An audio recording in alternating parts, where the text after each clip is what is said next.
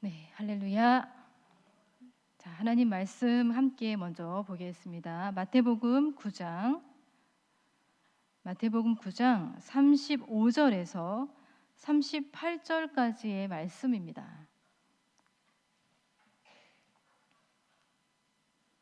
마태복음 9장 35절에서 38절까지 말씀 함께 합독하시겠습니다. 시작.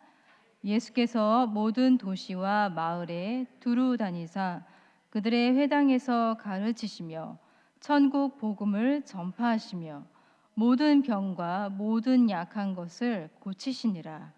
무리를 보시고 불쌍히 여기시니 이는 그들이 목자 없는 양과 같이 고생하며 기진함이라.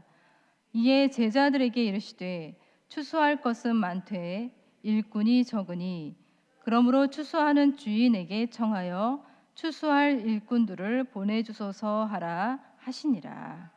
아멘. 네. 좀 사적인 이야기로부터 좀 시작하려고 합니다. 조성강 목사님과 저는 신학대학원에서 장로의 신학대학교 신학대학원에서 만났는데요. 처음 들으시는 거죠? 목사님이 이제 3학년 그리고 제가 2학년 때 이제 CC 커플, 캠퍼스 커플로 만나서 이제 연애를 시작을 했습니다. 근데 이제 그러면서 이제 1년 정도는 같은 수업을 들을 기회들이 좀 있었어요. 수업을 이제 같이 들으면서 제가 이제 조성광 목사님 나랑 함께 사귀는 이 사람이 어떤 사람인가 이렇게 지켜봤더니 정리를 굉장히 잘하시는 거예요. 정리.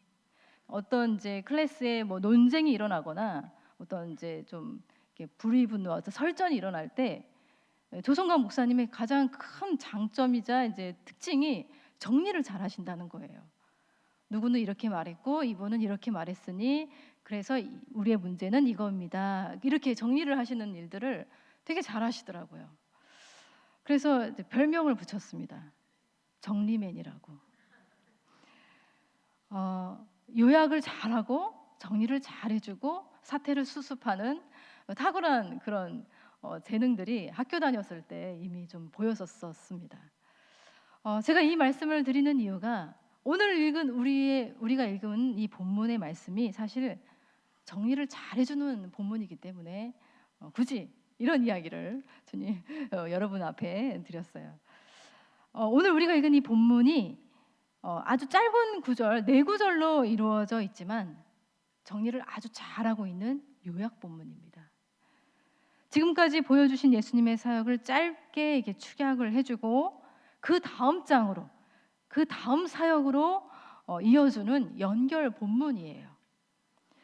그래서 우리는 이런 말씀을 만날 때 빨리 읽고 그 다음으로 넘어가기 쉽죠. 그러나 이 요약 본문에 아주 중요한 메시지가 담겨져 있어요. 그래서 오늘 여러분과 함께 이 말씀을 나누고자 이 본문을 선택을 했습니다. 자, 말씀의 앞부분은 사역을 소개를 하고 있어요. 예수님의 사역을 한 구절로 축약하면서 시작을 하고 있죠. 우리 35절의 말씀을 다시 한번 읽어볼까요? 시작. 예수께서 모든 도시와 마을에 두루 다니사 그들의 회당에서 가르치시며 천국 복음을 전파하시며 모든 병과 모든 약한 것을 고치시니라. 아멘. 여러분, 주님의 사역을 동사로 표현하라고 하면 여기에 다 나와 있을 거예요. 두루 다니시고 가르치시고 전파하시고 고치시니라. 두루 다니시고로부터 시작해서 고치시니라로 끝나고 있습니다. 그죠? 고치시니라가 먼저 나오지 않았습니다. 맨 마지막에 나와 있어요. 이 순서도 굉장히 중요합니다. 여러분, 예수님은 자신의 치유의 능력이 얼마나 대단한지 그것을 보여주고 드러내기 위해서 오신 분이 아니십니다. 우리 예수님은 두루두루 세밀하게 다니시고 요즘으로 말하자면 신방을 하셨다는 거예요. 신방. 그리고 하나님 나라를 가르치시고 천국 복음을 전파하신 예수님이셨어요. 말하자면 복음을 위해서 이 땅에 오신 예수님이셨어요. 다니시고 가르치시고 전파하시고 고치시는 예수님의 이 사역에는 하나님의 나라, 그 나라를 앞당겨 오는 역사가 일어나고 있는 것을 아주 짧게 추격하면서 말씀을 하고 있습니다. 이 사역을 자세히 면밀히 살펴보면 예수님이 누구시고 또 무엇을 위해서 이 땅에 오셨는지를 우리는 알아차리게 됩니다. 자, 그리고 말씀의 이 뒷부분은 기도가 나와 있어요. 기도. 예수님이 제자들에게 기도를 말씀하고 계십니다. 37절 하반절부터 이런 말씀이 있죠. 추수할 것은 많되 일꾼이 적으니. 자, 우리 38절 같이 한번 읽어볼까요? 시작. 그러므로 추수하는 주인에게 청하여 추수할 일꾼들을 보내주소서 하시니라. 네. 자, 우리 추수하는 주인 누구이실까요? 바로 우리 하나님이십니다. 하나님께 일꾼을 추수할 일꾼을 보내주소서 이렇게 간청하라고 말씀하고 계십니다. 마치 하나님이 보내주시지 않으시면 일꾼을 세울 수 없는 것처럼 구하라고 말씀하고 계세요. 여러분, 마치 우리가 기도하지 않으면 하나님이 일꾼을 보내주실 수 없듯이 그렇게 기도하라고 말하고 있습니다. 굉장히 중요한 메시지가 담겨져 있는 거예요. 일꾼이 필요한 현장에 가장 적합한 일꾼, 그러니까 좋은 일꾼을 세우는 일은 바로 기도의 일이라고 말씀하고 계시는 거예요. 여러분, 기도의 일은요, 하나님의 일이면서 동시에 우리의 일입니다. 여러분, 기도는 하나님과 우리가 함께하는 사역이에요. 동력이에요. E.M. 바운즈 목사님, 제가 여러 번 말씀드렸는데 E.M. 바운즈 목사님은요, 교회에 좋은 일꾼을 세우고 싶다면 많이 기도하라고 권면했습니다. 기도를 많이 해야 가장 좋은 일꾼, 탁월한 일꾼을 세울 수 있다고 권면했습니다. 그래서 우리는 이 기도를 해야 돼요. 우리 교회에 좋은 일꾼을 세워 주시옵소서. 하나님 보내주시옵소서. 간절히 기도해야 됩니다. 자, 이 말씀은 앞부분에는 사역이 있고 뒷부분에는 기도가 있어요. 사역과 기도라고 하는 이 구조를 가지고 있는데 그 사이, 사실 우리가 주목하고 싶은 말씀은 이 두 개의 이 주제를 잇고 있는 바로 중간의 말씀이에요. 자, 우리 36절의 말씀 같이 읽어보겠습니다. 시작. 무리를 보시고 불쌍히 여기시니 이는 그들이 목자 없는 양과 같이 고생하며 기진함이라. 네. 무리를 보시고 불쌍히 여기시니. 자, 이 말씀을 자세히 보시기 바랍니다. 여러분, 이 말씀은 그냥 그 사이를 메꾸려고 억지로 채워져 있는 그런 말씀이 아니에요. 이 말씀은 앞부분인 사역, 예수님을 행동하게 하는, 예수님을 움직이게 하는 힘의 근원이 무엇인지를 알려주고 있는 말씀이에요. 그리고 뒷부분인 이 기도를 멈추지 않고 포기하지 않고 지속해야 되는 그 이유가 무엇 때문인지를 알려주고 있는 아주 중요한 말씀이 바로 36절의 말씀에 기록이 되어 있습니다. 아주 핵심적인 단어, 사역과 기도 그 사이에 핵심을 잇고 있는 그 단어가 무엇이냐면 바로 불쌍히 여기시는 이라는 단어예요. 불쌍히 여기시니. 여러분, 불쌍히 여기시니 이 단어가 헬라어로 이렇게 되어 있습니다. 스플랑크 니조마이라고 되어 있어요. 헬라어로. 자, 이 단어를 개역 한글판에서는 민망히 여기사라고 번역을 했습니다. 그런데 이 번역이 이 스플랑크 리조마이를 제대로 표현하지 못해서 개역 개정판이 다시 번역을 하기를 불쌍히 여기사 이렇게 다시 번역을 한 거예요. 그런데 사실 민망히 여기사, 불쌍히 여기사라는 이 두 개의 단어도 사실 이 스플랑크 니조마이를 제대로 표현해내지 못하고 있어요. 이와 비슷한 단어들이 참 많이 있죠. 측은지심, 자비심, 연민. 영어로는 compassion, 긍휼이라는 단어들이 많이 있지만 이러한 단어들도 사실은 이 스플랑크 리조마이를 제대로 담아내고 표현해내지 못하고 있어요. 이 단어에는 더 깊은 의미가 있습니다. 이 동사는 스플랑크논이라고 하는 이 명사에서 파생이 되었는데, 이 스플랑크논이라고 하는 이 명사는 내장, 장기, 창자, 그런 그런 의미를 가지고 있어요. 우리에게 일어나고 있는 이 강렬한 감정이 생겨나는 내면의 어떤 부분을 말하고 있는 거예요. 가식이 아닌 폐부 아주 깊은 곳에서 솟구쳐 오르는 연민, 긍휼의 뜨거운 마음을 표현할 때 이 단어를 쓰고 있습니다. 신약 시대에 당시 이 단어는 어떨 때 쓰였냐면, 부모가 병든 자신의 아이를 바라보면서 발을 동동 구르면서 저 고통이 바로 내 고통이 되었으면 좋겠는데 하면서 끓어오르는 그 부모의 감정을 표현할 때 이 스플랑크 니조마이라는 단어를 썼어요. 여러분, 이 단어는요, 정적인 단어가 아니라 아주 동적인 단어예요. 이 단어는 일시적으로 불쌍한 마음, 동정심과는 아주 차원이 다릅니다. 마치 장기가 찢어지듯이 고통스러워하는 마음을 표현하고 있어요.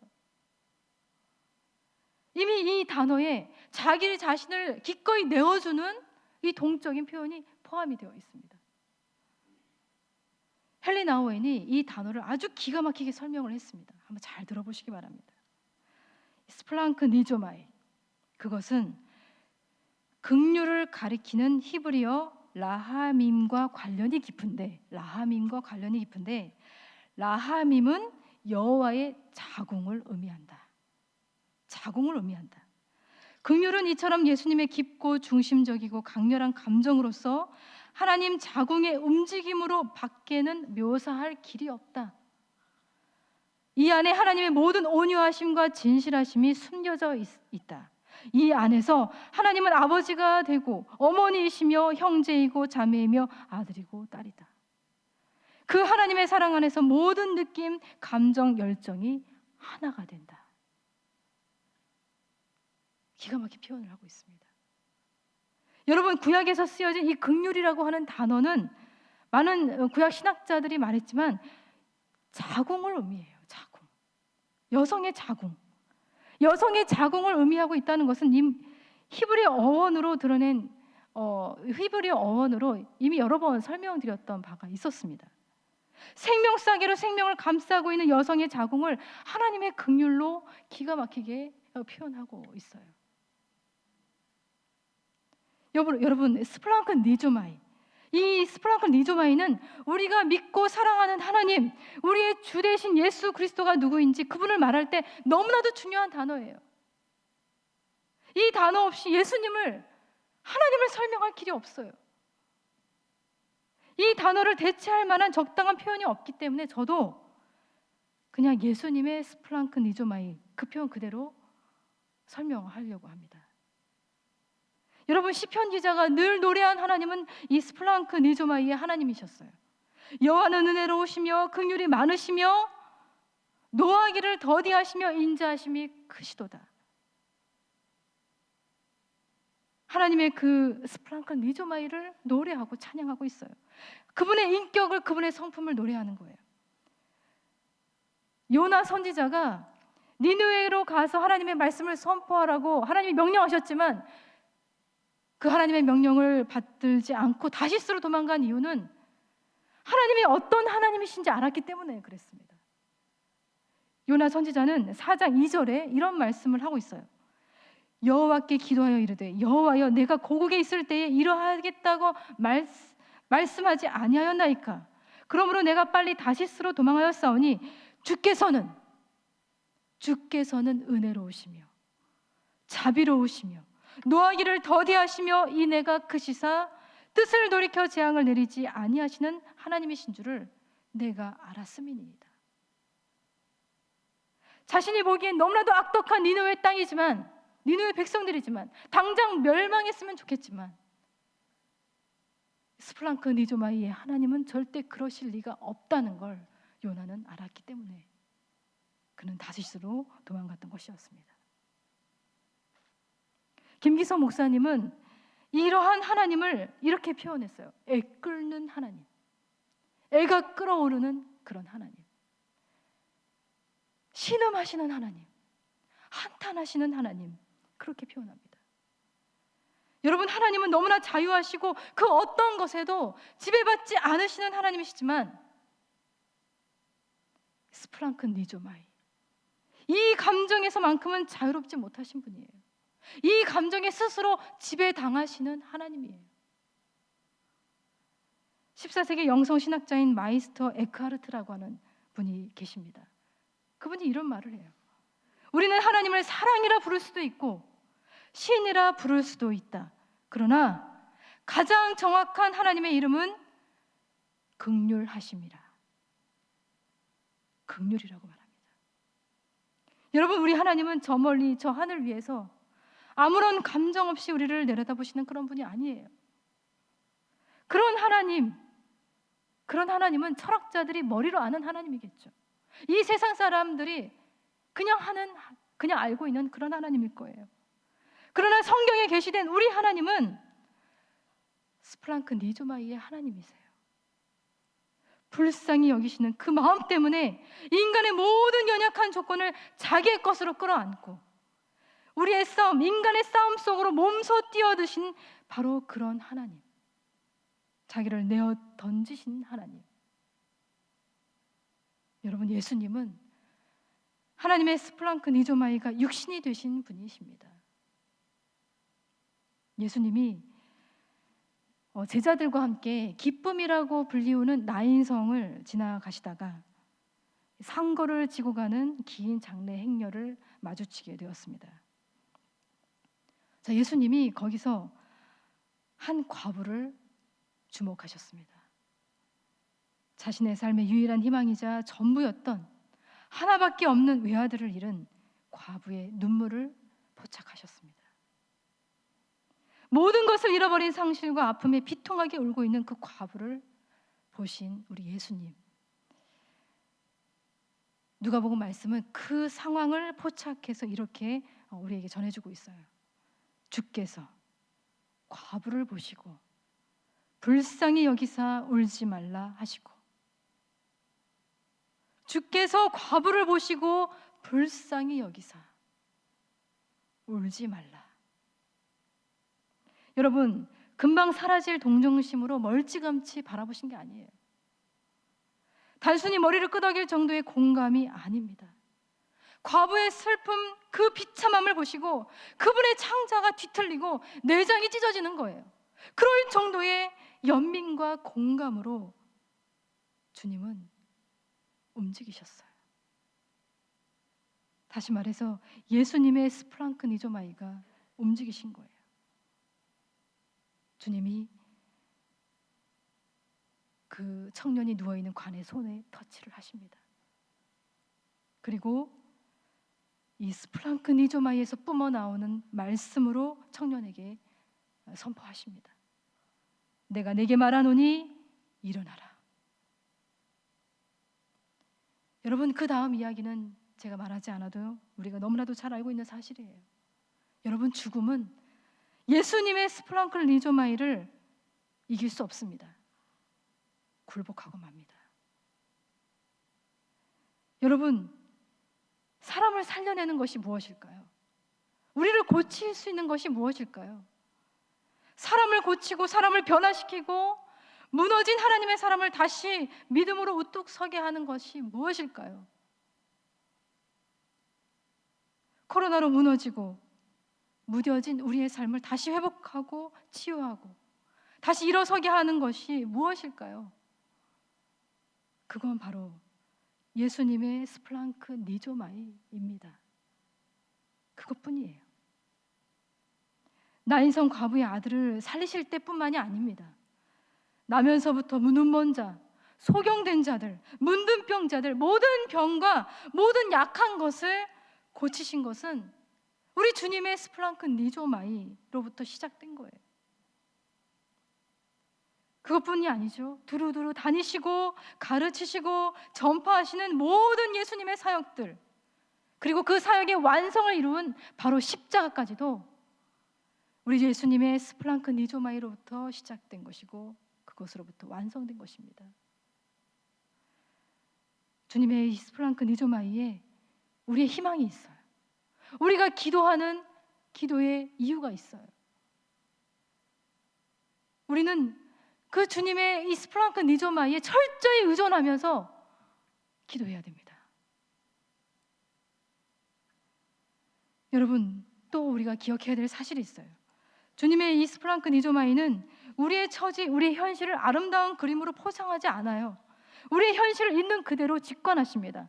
우리의 처지를 말씀은 이렇게 표현하고 있어요. 목자 없는 양과 같이 고생하며 기진함이라, 이렇게 말하고 있습니다. 인생의 그 처참하고 비통한 처지, 형편을 너무나도 잘 알고 계시는 우리 예수님이세요. 주님의 그 스플랑크 니조마이가 인생의 이 처절한 현실을 꿰뚫어 본 거예요. 그래서 여러분, 우리 주님의 이 스플랑크 니조마이로 충만해져야만 우리가 중보 기도하는 대상자들의 현실을 꿰뚫어 볼 수 있게 됩니다. 우리가 그 주님의 그 마음으로 가득 차야만 진정한 기도의 열정이 솟아오르게 되고 기도가 불타오르게 되는 것입니다. 기도가 멈추지 않게 되고 기도를 지속하게 되고 더 온전한 기도를 하나님 앞에 올려드릴 수 있게 되는 거예요. 그래서 우리가 이 시간에 구해야 될 마음, 바로 주님의 스플랑크 니조마이, 주님의 그 불쌍히 여기시는 마음, 주님의 그 연민, 주님의 그 공감하시는 그 마음을 나에게도 부어주시옵소서. 간절한 우리의 기도의 제목이 되어야 됩니다. 우리가 기도를 계속하지 못하는 이유, 기도를 멈추는 이유, 그 마음이 부족해서 그래요. 우리의 기도에 역사하는 힘이 부족한 이유, 주님의 그 스플랑크 니조마이가 우리 안에 부족하기 때문에 그렇습니다. 그 마음을 우리에게 주시옵소서. 우리는 이 시간에 간절히 기도해야 될 것입니다. 예수님, 브레너 매닝이 이런 말을 했습니다. 예수님은 하나님의 아들이시기 때문에 자비로우신 것이 아니라 지극히 자비롭기 때문에 하나님의 아들이시다 라는 말을 했습니다. 여러분, 이 스플랑크 니조마이, 이 마음이 우리를 행동하게 하고 우리를 기도하게 하고 우리를 주님이 우리를 향한 그 뜻을 완성하게 하는데 바로 이 마음이 충만하게 부어져야만 그 힘을 끝까지 낼 수 있다는 것을 여러분 기억하시고 이 마음으로 가득한 기도의 중재자가 되게 하여 주시옵소서. 우리 시간에 함께 기도했으면 좋겠습니다. 주님의 마음을 나에게 주시옵소서. 불쌍히 여기시는 그 마음, 긍휼의 마음, 주님의 그 스플랑크 니조마이를 나에게 허락하여 주시옵소서. 그 마음이 사람을 살리고 그 마음이 사람을 고치고 그 마음이 무너진 모든 것을 치유하고 회복하는 마음이오니 우리에게 그 마음을, 기도자인 우리에게 그 마음을 충만하게 부어 주시옵소서. 그 마음으로 우리가 기도하는 중보기도 대상자들을 보게 하여 주시옵소서. 그들에게 필요한 것이 무엇인지를 보게 하여 주시옵소서. 그들에게 필요한 기도가 무엇인지를 깨닫게 하여 주시옵소서. 주님, 용서해 주시옵소서.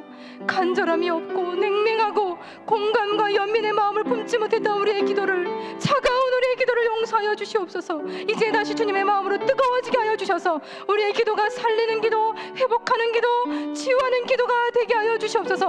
우리 그렇게 하나님 앞에 간절히 기도하겠습니다.